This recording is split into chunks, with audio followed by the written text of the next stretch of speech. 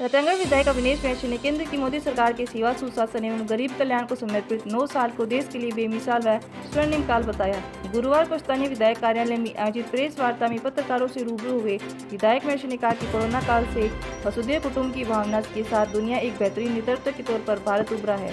प्रधानमंत्री नरेंद्र मोदी ने दुनिया की नज़र में बदलती भारतीय छवि प्रकार की पहले लोग कहते थे कि भारत बदल नहीं सकता, लेकिन केंद्र की भाजपा सरकार ने इस सोच को ही बदल डाला। दुनिया आज भारत की बात और सुझाव को पूरी गंभीरता से सुन भी रही है और समझ भी रही है, जिसे विश्व पटल पर पिछले 9 साल से भारत का मान एवं सम्मान लगातार बढ़ रहा है। विधायक महर्षि ने कहा कि केंद्र की मोदी सरकार ने कोरोना काल में 210 करोड़ टीके लगाते हुए 100 देशों में टीके बेचने का बेहतरीन काम किया था। 9 साल पूरे की सरकार कहती थी कि 1 रुपया केंद्र सरकार बेचती है तो लाभार्थी के पास केवल 15 पैसे ही पहुँचते थे, लेकिन आज वर्तमान में जनधन खाता एवं अन्य तकनीक से अब पूरा 1 रुपया पहुँच रहा है। वर्ष 2014 से पूरा भारत आर्थिक रूप से विकसित देशों में 11वें नंबर पर था।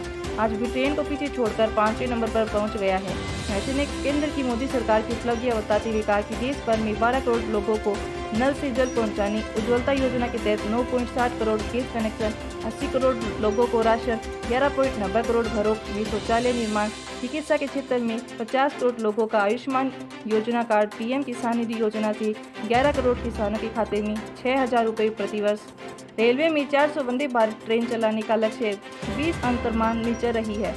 पिछले 68 वर्ष में 74 एयरपोर्ट बने थे, अब 9 वर्षों में 74 एयरपोर्ट और हेलीपैड बन गए हैं। देश भर में सड़क निर्माण में 500% की बढ़ोतरी, प्रधानमंत्री आवास योजना में ग्रामीणों को पक्का मकान, सैनिकों के लिए वन रैंक वन पेंशन योजना शुरू, भारत की विरासत को आगे बढ़ने के लिए भव्य राम मंदिर निर्माण, कश्मीर से धारा 370 हटाकर सुशासन की स्थापना सहित कई महत्वपूर्ण कार्य किए हैं। महर्षि ने कहा कि आत्मनिर्भर भारत के बदलते स्वरूप को देखकर प्रत्येक भाजपा कार्यकर्ता एवं देशवासी गौरवान्वित है। इस अवसर पर भाजपा के पूर्व प्रधान अर्जुन सिंह फ्रांसा, पूर्व प्रधान संतोष तारानिया, महिला मोर्चा शहर अध्यक्ष कुसुम शर्मा, युवा मोर्चा अध्यक्ष प्रदीप सैनी, अल्पसंख्यक मोर्चा अध्यक्ष सलीम खान, किसान मोर्चा अध्यक्ष मुकेश प्रजापति, किसान मोर्चा गौरीसर मंडल अध्यक्ष नेमीचंद कासनिया, पार्षद प्रतिनिधि सुरेंद्र सिंह, निरंजन रुधुला, सुशील इंदौरिया, ओम महर्षि, प्रवीण शर्मा, विकास सैनी, मनीष महर्षि सहित दर्जनों भाजपा पदाधिकारी एवं कार्यकर्ता उपस्थित थे।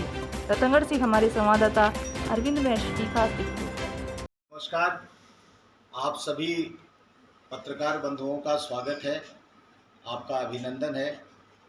मैं आज आप लोगों को देश के यशस्वी प्रधानमंत्री नरेंद्र मोदी जी के द्वारा पिछले 9 वर्षों में जो राष्ट्र ने विकास किया है, जो देश के यशस्वी प्रधानमंत्री जी ने कार्य किए हैं, उन कार्यों के बारे में चर्चा करने के लिए आप सब लोगों को आमंत्रित किया है।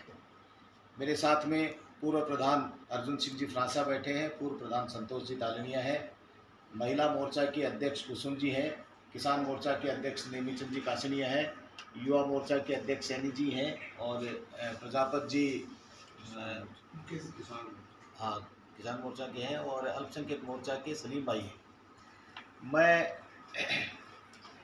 आप सब लोगों को ये बताते हुए मुझे हर्ष है कि पिछले 9 वर्षों में जो 30 तारीख को देश के प्रधानमंत्री जी ने प्रधानमंत्री के रूप में पूरे किए हैं। प्रधानमंत्री जी ने इस देश को अनेक ऐसी समस्याएं जो देश काफ़ी लंबे समय से परेशान था, मुकाबला कर रहे थे हम सब लोग मिलकर के, उनके बारे में जो काम किए हैं उसके बारे में मैं संक्षिप्त में आप लोगों से चर्चा करूंगा। उसके बाद में आप सब लोगों के यदि कोई सवाल होंगे तो उन सवालों को भी लेंगे। सेवा, सुशासन एवं गरीब कल्याण को समर्पित मोदी सरकार के 9 वर्ष पूरे होने पर आज ये प्रेस कॉन्फ्रेंस आयोजित की गई है। गरीब कल्याण और गरीब सशक्तिकरण की दिशा में देश के प्रधानमंत्री जी ने वंचित लोगों को अधिकार देने का काम किया है। उसमें अनेक ऐसे लोग हैं, चाहे युवाओं की बात करें, महिलाओं की बात करें, किसानों की बात करें, उन सब लोगों ने भी जो काम किए हैं उनके बारे में मैं थोड़ा सा विस्तार से आगे आने वाले बिंदुओं के अंदर मैं बताऊंगा।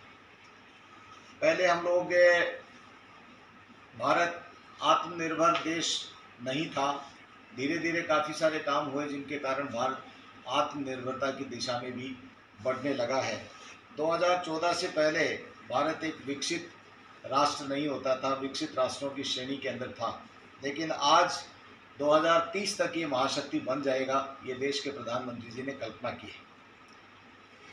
हमारे पूर्व प्रधानमंत्री जी ने कई बार इस बात का जिक्र किया और एक बार तो बहुत स्पष्ट शब्दों के अंदर ये कहा था कि हम लोग जो केंद्र सरकार पैसा भेजती है वो 1 रुपया भेजती है, उसके अंदर 85 पैसा भ्रष्टाचार की भेंट चढ़ जाता है, 15 पैसे ही हम जिनके पास में पहुंचाना चाहते हैं उनके पास में पहुंच जाता है। उन्होंने चिंता व्यक्त की, उनकी ये चिंता जायज़ थी, लेकिन कोई ठोस कदम उसके ऊपर हम लोग कार्रवाई के रूप में नहीं कर सके थे। लिहाजा 85 पैसा बीच में ही रह जाता था। देश के प्रधानमंत्री जी ने इस बात की चिंता की और उसके लिए जनधन के खाते खोल करके सीधा लोगों को डायरेक्ट बेनिफिट देने की स्कीम के तहत उन लोगों को डायरेक्ट 1 रुपया यदि बेनिफिट के रूप में भेजते हैं तो आज स्थिति यह है कि पूरा का पूरा 1 रुपया लोगों के पास में पहुंचता है। पिछले दिनों कोरोना काल आया। कोरोना काल के अंदर जिस तरह से हमारे देश ने नहीं पूरे विश्व के अंदर ये वैश्विक महामारी आई और उस वैश्विक महामारी के कारण हम लोग सारे के सारे अस्त व्यस्त हुए। देश के प्रधानमंत्री जी ने 2 वैक्सीन का इजाद करवाया इस देश के अंदर वैज्ञानिकों के द्वारा और न केवल हमारे देश के लोगों को सुरक्षित किया बल्कि पूरे विश्व के अंदर भी हम लोगों ने ये वैक्सीन पहुंचा करके लोगों को जान बचाने की काम किया। ये देश के प्रधानमंत्री नरेंद्र मोदी जी की जो छवि एक विश्व के नेता के रूप में उभर करके आई, उसके अंदर ये एक बिंदु भी महत्वपूर्ण बिंदु था। जल जीवन मिशन के तहत देश के प्रधानमंत्री जी ने ये लोगों से एक कल्पना उनके मन में थी कि हम 2014 तक प्रत्येक घर के अंदर जल पहुंचाने का काम करेंगे और वो भी नल के द्वारा होगा। मुझे थोड़ा सा ये कहते हुए, राजस्थान में बैठे हैं हम लोग, 16 स्टेट ऐसे हैं जहां पर ये जो परिकल्पना उन्होंने की थी उसके तहत लोगों के घरों में पानी पहुंचने का काम होने लग गया। राजस्थान अभी इसमें फिसड्डी है, थोड़ा राजस्थान के अंदर कार्य धीमी गति से है। केंद्र सरकार पैसा पहुंचाती है, 50% पैसा केंद्र सरकार का होता है और उसके बाद में 50% पैसा राजस्थान की सरकार का होता है। राजस्थान की सरकार ने अभी तक पहले बहुत लंबे समय तक इसको पैसा दिया नहीं और उसके बाद में जो पैसा देने का काम किया उसके अंदर भी थोड़ा पैसा पहुंचा, जिसके कारण ये योजना अभी पूरी तरह से लागू नहीं हो पाई है। लेकिन देश के प्रधानमंत्री जी ने जो सपना देखा है, 2014 तक उन्होंने ये कल्पना की है कि हम प्रत्येक घर में नल से पानी पहुँचाने का काम करेंगे। Gas cylinder, Ujjwala gas cylinder के बारे में आप सब लोगों को मालूम है, माताओं बहनों की आंखें खराब हो जाती थी 40 साल की उम्र में आते आते। देश के प्रधानमंत्री जी ने ये सपना देखा और उन्होंने सपना ही नहीं देखा बल्कि काम किया और हमारी बहनों को उज्ज्वला गैस के माध्यम से गैस के सिलेंडर दिए, जिसके कारण आज हमारी बहनों की आंखें सुरक्षित हैं और घर घर के अंदर सिलेंडर पहुँचने का काम किया है।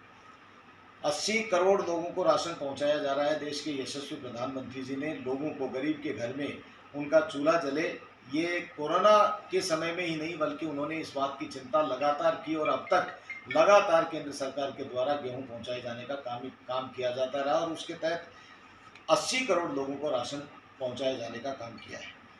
आप सब लोगों को मालूम है कि हमारी बहनें जब शौच के लिए उनको बाहर जाना पड़ता था, शर्मसार होती थी। देश के प्रधानमंत्री जी ने इस बात की चिंता की और प्रत्येक घर के अंदर शौचालय बने और बहनें शर्मसार नहीं हो और उनका स्वास्थ्य भी अच्छा रहा। इस बात को ध्यान में रखते हुए उन्होंने 11 करोड़ 90 लाख घरों के अंदर शौचालय बनाने का काम भी किया।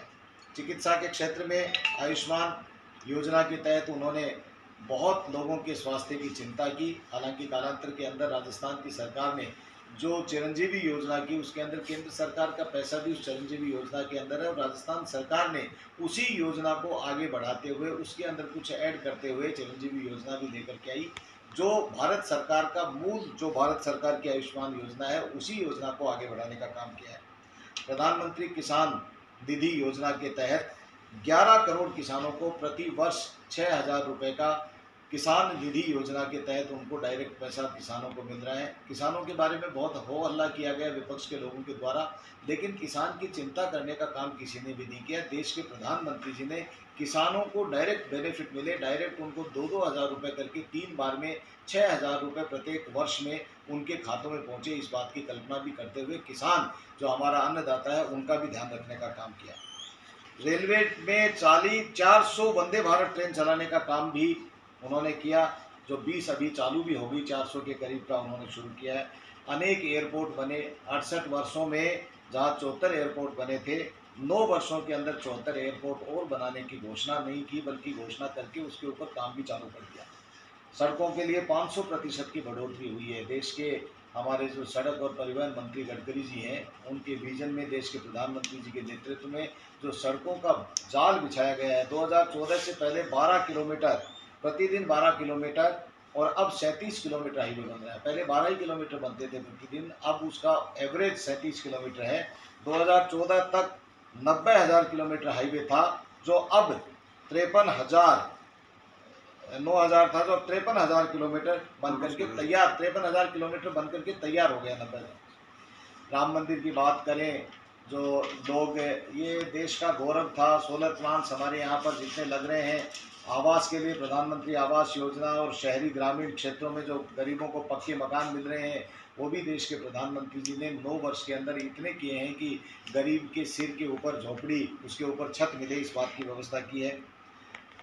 अनेक ऐसे मुद्दे हैं जो परिचित हैं, आप सब लोगों को मालूम है। हमारे देश में एक विधान नहीं था, सुप्रीम कोर्ट के कानून को यहाँ माना नहीं जाता था। देश के तिरंगे झंडे को पैरों के तले लोग बाग, हमारे देश में एक हिस्से में रहने वाले लोग कुचल देते थे। धारा 370 ऐसी धारा थी जो नासूर बन गई थी।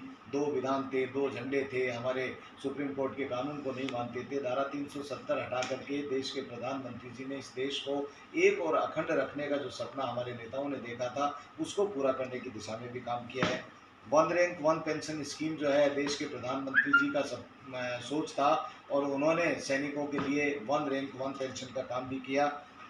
ऐसी स्थिति में अब जो एक पिछले दिनों आप लोगों ने देखा होगा कि एक मुद्दा उठाया था विपक्ष ने, हमारी संसद बनी, हमारी पुरानी संसद थी, नई संसद बनी। नई संसद में इस देश की संस्कृति का समावेश उसमें पूरी तरह से किया गया, और आधुनिक जो एक हमारा भवन बनकर के तैयार हुआ, उसका विरोध किया।